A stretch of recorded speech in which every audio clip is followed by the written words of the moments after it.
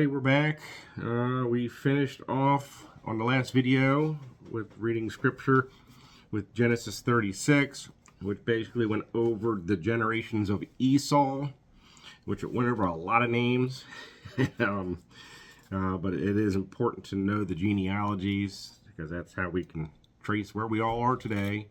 But now we're going to move on to chapter 37. Here we go.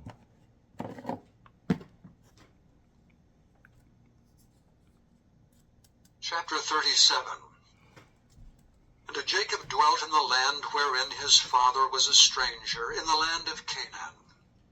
These are the generations of Jacob. Joseph, being 17 years old, was feeding the flock with his brethren, and the lad was with the sons of Bilhah, and with the sons of Zilpah his father's wives. And Joseph brought unto his father their evil report. Now Israel loved Joseph more than all his children, because he was the son of his old age, and he made him a coat of many colors. And when his brethren saw that their father loved him more than all his brethren, they hated him, and could not speak peaceably unto him. And Joseph dreamed a dream, and he told it his brethren, and they hated him yet the more. And he said unto them, Hear, I pray you, this dream which I have dreamed. For behold, we were binding sheaves in the field, and lo, my sheaf arose, and also stood upright. And behold, your sheaves stood round about, and made obeisance to my sheaf. And his brethren said to him, Shalt thou indeed reign over us?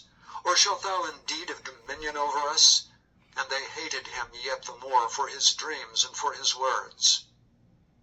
And he dreamed yet another dream, and told it his brethren, and said, Behold, I dreamed a dream more, and behold, the sun, and the moon, and the 11 stars made obeisance to me. And he told it to his father and to his brethren, and his father rebuked him, and said unto him, What is this dream that thou hast dreamed? Shall I, and thy mother, and thy brethren indeed come to bow down ourselves to thee to the earth? And his brethren envied him, but his father observed the saying. And his brethren went to feed their father's flock in Shechem. And Israel said unto Joseph, Do not thy brethren feed the flock in Shechem? Come, and I will send thee unto them. And he said to him, Here am I. And he said to him, Go, I pray thee, see whether it be well with thy brethren, and well with the flocks, and bring me word again. So he sent him out of the vale of Hebron, and he came to Shechem. And a certain man found him, and behold, he was wandering in the field, and the man asked him, saying, What seekest thou? And he said, I seek my brethren. Tell me, I pray thee, where they feed their flocks. And the man said, They are departed hence, for I heard them say, Let us go to Dothan. And Joseph went after his brethren, and found them in Dothan. And when they saw him afar off, even before he came near unto them, they conspired against him to slay him. And they said one to another, Behold, this dreamer cometh. Come now therefore, and let us slay him, and cast him into some pit, and we will say some evil beast hath devoured him, and we shall see what will become of his dreams. And Reuben heard it, and he delivered him out of their hands, and said, Let us not kill him. And Reuben said unto them, Shed no blood, but cast him into this pit that is in this wilderness, and lay no hand upon him, that he might rid him out of their hands, to deliver him to his father again. And it came to pass, when Joseph was come unto his brethren, that they stripped Joseph out of his coat of many colors that was on him. And they took him, and cast him into a pit, and the pit was empty, there was no water in it. They sat down to eat bread, and they lifted up their eyes, and looked, and behold, a company of Ishmaelites came from Gilead with their camels bearing spicery and balm and myrrh, going to carry it down to Egypt. And Judah said unto his brethren, What profit is it if we slay our brother, and conceal his blood? Come, and let us sell him to the Ishmaelites, and let not our hand be upon him, for he is our brother and our flesh. And his brethren were content. Then there passed by Midianites, merchantmen. And they drew and lifted up Joseph out of the pit, and sold Joseph to the Ishmaelites for 20 pieces of silver, and they brought Joseph into Egypt. And Reuben returned unto the pit, and behold, Joseph was not in the pit, and he rent his clothes. And he returned unto his brethren, and said, The child is not, and I, whither shall I go? And they took Joseph's coat, and killed a kid of the goats, and dipped the coat in the blood. And they sent the coat of many colors, and they brought it to their father, and said, This have we found. Know now whether it be thy son's coat or no. And he knew it, and said, It is my son's coat. An evil beast hath devoured him. Joseph is without doubt rent in pieces. And Jacob rent his clothes, and put sackcloth upon his loins, and mourned for his son many days. And all his sons and all his daughters rose up to comfort him. But he refused to be comforted, and he said, For I will go down into the grave unto my son mourning. Thus his father wept for him. And the Midianites sold him into Egypt unto Potiphar, an officer of Pharaoh's, and captain of the guard. Chapter 38. And it came to pass at that time that Judah went down from his brethren, and turned into a certain Adulamite, whose name was Hira. And Judah saw there a daughter of a certain Canaanite, whose name was Shua, and he took her and went in unto her. And she conceived and bare a son. And she conceived again and bare a son, and she called his name Onan. And she yet again conceived and bare a son, and called his name Shelah. And he was at Chezib when she bare him. And Judah took a wife for his firstborn, whose name was Tamar. And Judah's firstborn, was wicked in the sight of the Lord, and the Lord slew him. And Judah said unto Onan, Go in unto thy brother's wife, and marry her, and raise up seed to thy brother. And Onan knew that the seed should not be his. And it came to pass, when he went in unto his brother's wife, that he spilled it on the ground, lest that he should give seed to his brother. And the thing which he did displeased the Lord, wherefore he slew him also. Then said Judah to Tamar, his daughter-in-law, Remain a widow at thy father's house till Shelah my son be grown. For he said, Lest peradventure he die also, as his brethren did. And Tamar went and dwelt in her father's house. And in process of time, the daughter of Shua, Judah's wife, died, and Judah was comforted, and went up unto his sheep shearers to Timnath, he and his friend Hira the Adulamite. And it was told Tamar, saying, Behold, thy father-in-law goeth up to Timnath to shear his sheep. And she put her widow's garments off from her, and covered her with a veil, and wrapped herself, and sat in an open place, which is by the way to Timnath. For she saw that Shelah was grown, and she was not given unto him to wife. When Judah saw her, he thought her to be an harlot, because she had covered her face. And he turned unto her by the way, and said, Go to, I pray thee, let me come in unto thee, for he knew not that she was his daughter-in-law. And she said, What wilt thou give me, that thou mayest come in unto me? And he said, I will send thee a kid from the flock. And she said, Wilt thou give me a pledge till thou send it? And he said, What pledge shall I give thee? And she said, Thy signet, and thy bracelets, and thy staff that is in thine hand. And he gave it her, and came in unto her, and she conceived by him. And she arose, and went away, and laid by her veil from her, and put on the garments of her widowhood. And Judah sent the kid by the hand of his friend the Adulamite to receive his pledge from the woman's hand, but he found her not. Then he asked the men of that place, saying, Where is the harlot that was openly by the wayside? They said, There was no harlot in this place. And he returned to Judah and said, I cannot find her. And also the men of the place said that there was no harlot in this place. And Judah said, Let her take it to her, lest we be shamed. Behold, I sent this kid, and thou hast not found her. And it came to pass about 3 months after, that it was told Judah, saying, Tamar thy daughter-in-law hath played the harlot, and also, behold, she is with child by whoredom.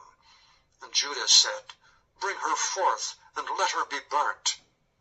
When she was brought forth, she sent to her father-in-law, saying, By the men whose these are am I with child.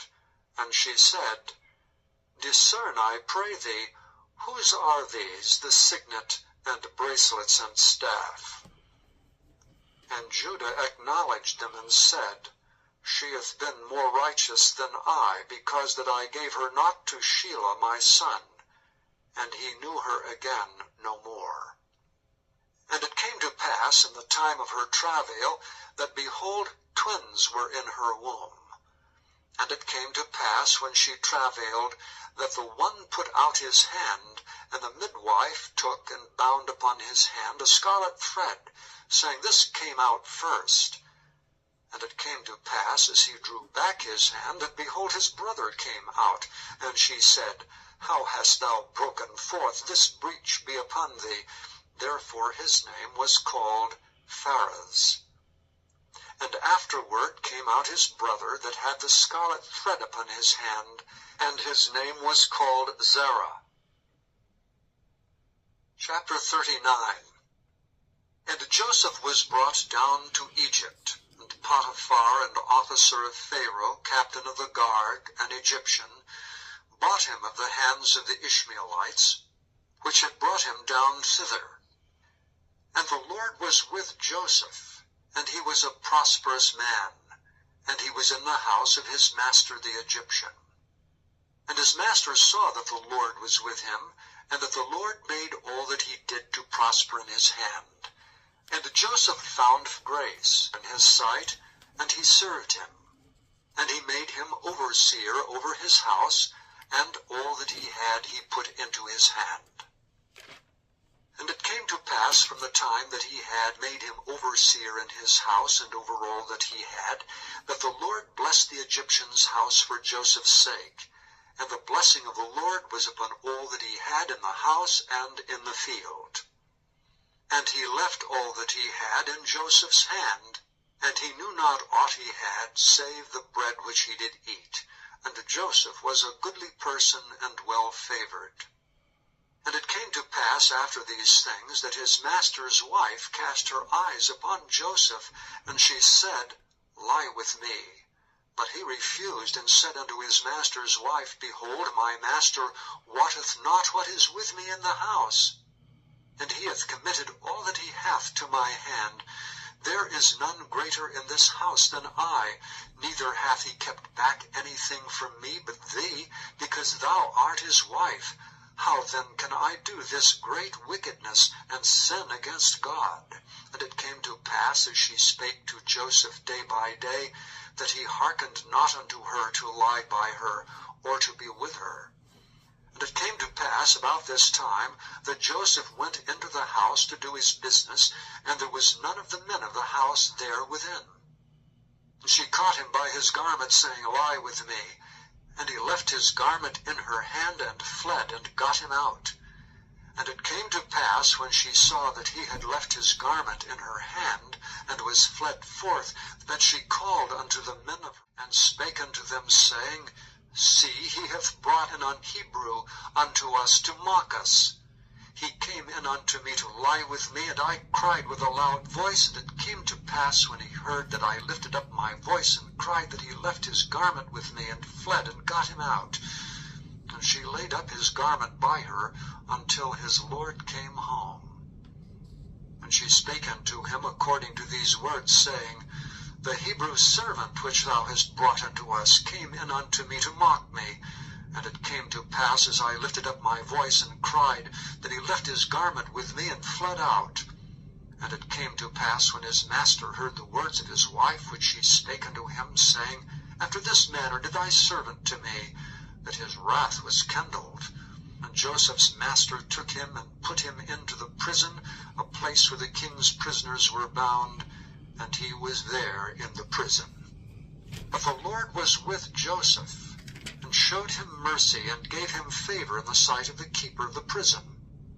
And the keeper of the prison committed to Joseph's hand all the prisoners that were in the prison, and whatsoever they did there, he was the doer of it. The keeper of the prison looked not to anything that was under his hand, because the Lord was with him, and that which he did the Lord made it to prosper.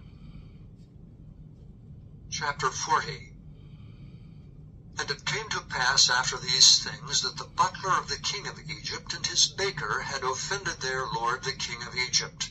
And Pharaoh was wroth against two of his officers, against the chief of the butlers, and against the chief of the bakers.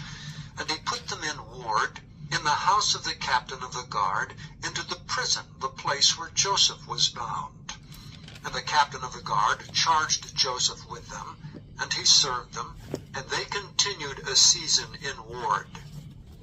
And they dreamed a dream, both of them, each man his dream in one night, each man according to the interpretation of his dream, the butler and the baker of the king of Egypt, which were bound in the prison.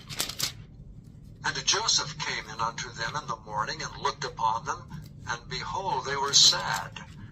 And he asked Pharaoh's officers that were with him in the ward of his lord's house, saying, Wherefore look ye so sadly today? And they said unto him, We have dreamed a dream, and there is no interpreter of it. And Joseph said unto them, Do not interpretations belong to God? Tell me them, I pray you.